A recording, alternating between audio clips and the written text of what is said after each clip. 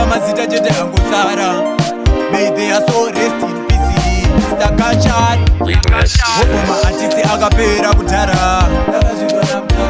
Hopoma atisi akapera kudhara. Hopoma atisi akapera kudhara. Hopoma atisi akapera kudhara. Rikifaya changu sera chete chanogona mutanzi kupfeka dhukume. So rest in peace. Bumbe tokupera were no one hit me. So rest in peace. Kina kuimba patodze kunyimba me. So rest in peace. Changu chikafa wangu big money. Kuimba na politics me. So rest in peace. Hopoma atisi akapera kudhara. Hopoma atisi akapera kudhara. Hopoma atisi akapera kudhara.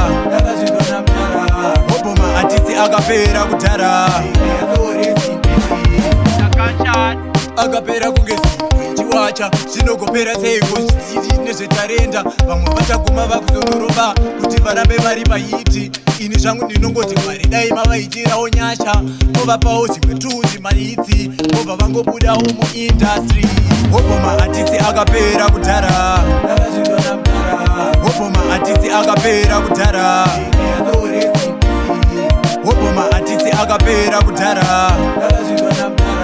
Hopoma atisi akapera kudhara. Rikifaya changu sera chete chanogona mutanzi kupfeka dhukume. So rest in peace. Bumbe tokupera were no one hit me. So rest in peace. Kina kuimba patodze kunyimba me.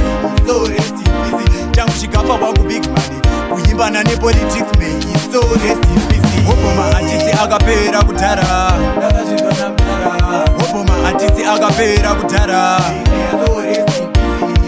Hopoma atisi akapera kudhara. Hopoma atisi akapera kudhara. Hopoma atisi akapera kudhara. Hopoma atisi akapera kudhara. Hopoma atisi akapera kudhara. Hopoma atisi akapera kudhara.